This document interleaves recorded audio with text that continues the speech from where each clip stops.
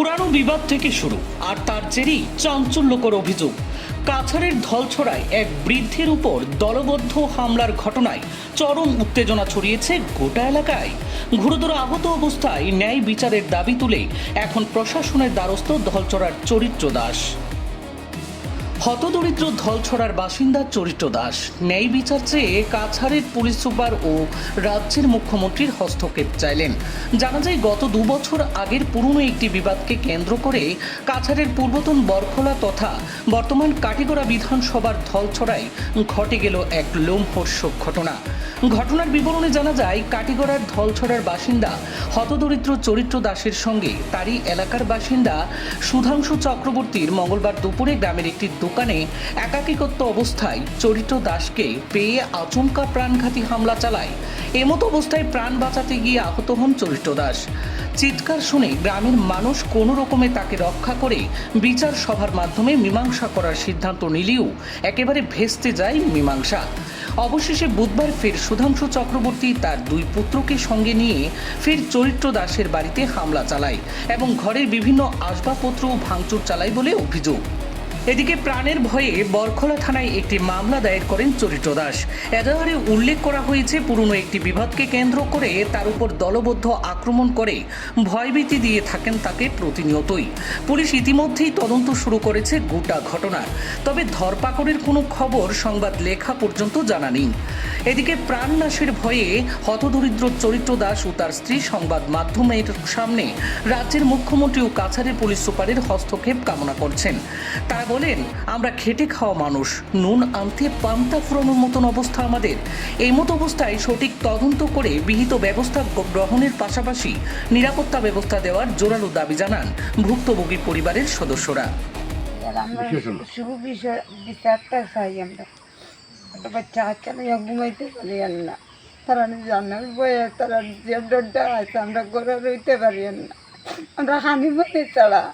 আর 12টার সময় আমি একটা দোকানে গেছি খরচ আনাত দিয়া, দোকানের মালিকে আমার খরচটা দিছে। সে গেছে কি ভাত খাওয়া, তার বউ আসলা, বউর গুড়িত তাই একটা মোবাইল দেখলা, ও দোকানের মালিকের বউয়ে দেখলা। আমি বললাম গোমাই, আমিও দেখেছিলাম, কইল কাকু বহ। বুলেট গাড়ি সঞ্জীবন চক্রবর্তী আইসে, আটকাইছে আমার কয়, এই তুনুট। আমার নাম কিতা হয়েছে, হ্যাঁ আমার মোবাইল দিয়ে। আমি বললাম, আমি কিওর মোবাইল দিতাম রে বা চাই তুমি ঠাকুর বেড়ে, এটা তো শেষ হয়েছে 2 বছর আগে, এটা তো বিডিও সেক্রেটারি সারা জানো। আমার এখন তুমি এই চার্জ করে জানো। বলে, হ্যাঁ আমি ভদ্র খালি এখন আমি সুন্দর ধান মারিলাম, ও জড়িয়েও আমার এক বক্সিং মারছে। আমার ধান বাসাইতাম সঞ্জীবন চক্রবর্তী, আমার ধান বাসাইতাম বলি আমি দোকানের অফিসে গেছি, গিয়া হয়েছে ও একটা লেতাম, এর হলে উষ্টা গায়ে ভরিয়া তার পড়ছে। এর হলে আমি আইলাম, আবার হলে দেখা যায় হইন লামাত তারা অস্ত্র লইয়া আপনার ভলিচ্ছেদ লইয়া গুড়ের ফুটা দিয়া কাটি লাইতো বাটি লাইতো। নাম কি তার? সঞ্জীবন। এর হলে আপনার 3টার সময় তার বড় ভাই এলো, আইলো, কাকু সঞ্জীবন হলো কীটা উঠলো। আমি বললাম, বাবারি তোমরা ঠাকুর মানুষ, আমরা সূর্য তোমরা আমরা সালাম বক্তি দিতাম। তো এই যে তাই আমার লোক 2 দিন বাজে তা করে, আমি তো কোনটা বুঝলাম না, তারা মারছো কেন? আমি বললাম, বা আমি তো মারছি না। হ্যাঁ গেছে গিয়া কালকে ওই দিন রাত তারা বলিচ্ছে লইয়া, ওই দিন রাত মঙ্গলবার রাত কত বলছে লইয়া, আরও এটা বন্দুকও আছে তারা, এই টাইম তার নাম কি থাকে, সন্তোষ চক্রবর্তী, তার ভাই বড় ভাইটা আই আমার বাড়িতে ঘুরিয়া গেছেন। তখন আমরা খুব ডরাইছি।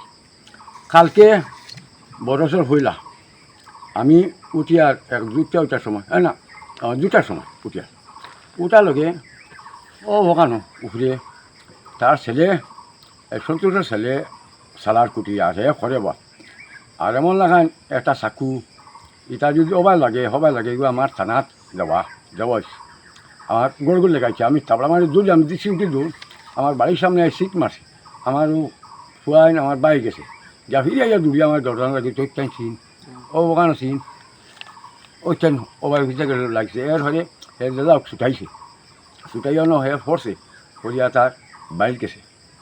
আচ্ছা তারা ঠাকুর মানুষ আমার শ্রদ্ধা করতাম। আর সিবাই হিন্দু পরিষদ তো তারা কয় আরএস না এই হিন্দু পরিষদ, হিন্দু পরিষদে আমিও সলাম ভক্তি করি, আমি ভক্তি করি। আর আরএস থানায় ভক্তি করি, তারা নিয়মের খানে চলেছে। আমি বয়স্ক মানুষ, আমার বয়স 60 বছর হয়েছে, তখন মানে টলবল করে আমি মঙ্গলবার থেকে আবার বলতো বাড়ি ছাড়া আমি বাদ খাই যান মানুষ তো তারা মানুষ ইয়া করছে হইয়া দে। এরপরে আপনার কালকে 3টার সময় 2টার সময় ঘটনা হয়েছে, আমি এইতাম থানাত, তারা বলিচ্ছে তুই আমার রাস্তাটা চলছে। এরপরে আমি বাঙ্গার হার হইয়া জয়নগর ফেরি জানি আমি ফেরি হইয়া আমি গেছি, এর আগে তারা গেছে গিয়া। এরপরে তারা গিয়া পাইলাম আরএসর আর বর্ণগুলোর ইয়রে এই কাজল সজল রায় আরএসর রাজা ক্লবর দলত। আর বাদল নাথর ছেলে আমার দালুতলার, তার নাম বৈরব দাস, বৈরবনাথ। আচ্ছা, তারা ওখানে এরপরে তারা যে হিন্দু পরিষদ হোক আরএস হোক, তারা ইজার জবাব হয়ে আমার গড় জোর ইটা মাগনা হয় এখানে। তো আইয়া ভাইলাম আমরা আর আইসি না, তো আইতে খবর গেছে তো গড় ইটাইতে আমরা জয়নগর লইছি। এর হয়তো আমি ইজার দিছি আমার দানব হয়ে, আমি আনির আসল লইছি। এর হয়তো আপনার এখন এই তারা ফিরে আইয়া এটা লইল আপনার বুঝালি এই সেই লইয়া। এবার এটা আমি জানোর বয়ে এখন মানুষ কিতা হচ্ছে আমার কুটি বাচ্চাই এখন আমি আমার আনির আসল লইছি, আইনের আর এখন মাছ আছে আমারটা আপনারা বিচার করবা।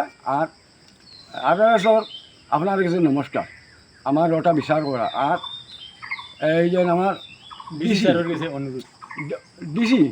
ডিসিও মা বাপ সারও মেয়েও আর বেটা আপনার কাছে ফাওখানো দরিয়া খোঁজার আমার এই সুই বিচারটা আমি ভাই জানি, আমি কুটি বাচ্চা আইন, তারা আমার বাড়ি আক্রমণ করে ও জঙ্গলের মাঝে আমি আছি।